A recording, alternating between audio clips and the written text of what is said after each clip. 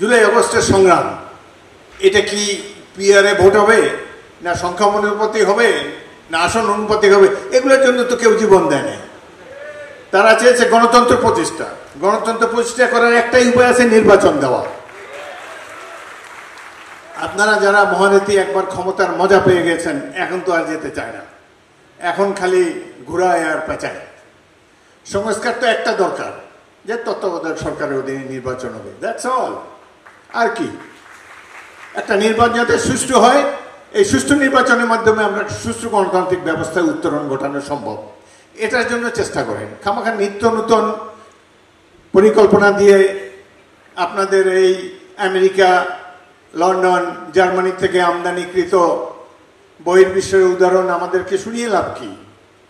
আমাদের সাধারণ মানুষ চায় যে তাদের নেতা হিসাবে তারা বেছে নেবেন এমন এক ব্যক্তিকে যাকে তারা চেনেন, যিনি অতীত দিনে তাদের সুখে দুঃখে পাশে ছিলেন, যার সম্পর্কে তাদের অভিজ্ঞতা আছে যে দুর্দিনে তাকে পাশে পাবেন। কিন্তু অজানা অচেনা একটা মার্কায় ভোট দিয়ে আমরা কিভাবে সেটা অর্জন করব? দেখা যাবে ভোলায় যে সংসদ সদস্য, তার বাড়ি হলো কুড়িগ্রামে, ময়মনসিংহে। কারণ এই যে তারা চাচ্ছেন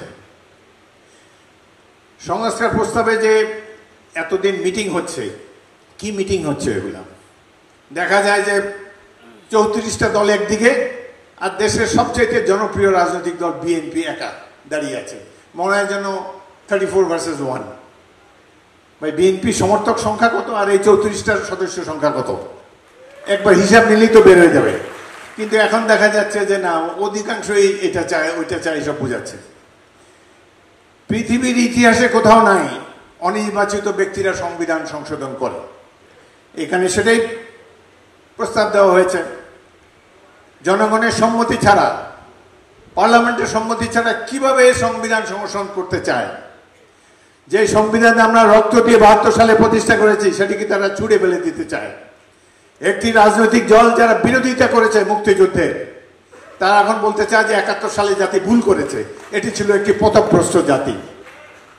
এসব কথা বলার সুযোগ কোথায় তারা পেল? অত্যন্ত দুঃখ লাগে। যুদ্ধে আহত হয়েছিলাম, তরুণ ছিলাম বয়সে, কত স্বপ্ন ছিল, সেই স্বপ্নকে আওয়ামী লীগ বাস্তবায়ন হতে দেয়নি। পরবর্তীকালেও সাধারণ মানুষের অধিকারকে বারবার দাবিয়ে রাখা হয়েছে, যার জন্য মাত্র 1 বছর আগের এই যে তাদের সন্তানেরা যে ত্যাগ তিতিক্ষা করলো, সেটির তো কোনো মূল্য নাই। এটার কৃতিত্ব অন্যরা হাইজ্যাক করার চেষ্টা করছে।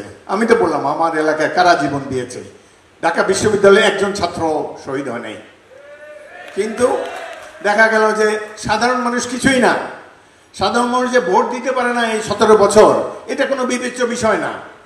অদ্ভুত এক যুক্তি তারা হাজির করে, এখন ভোট দিলে বিএনপি ক্ষমতা যাবে এবং আবার চাঁদাবাজি করবে, সুতরাং নির্বাচনের দরকার নাই।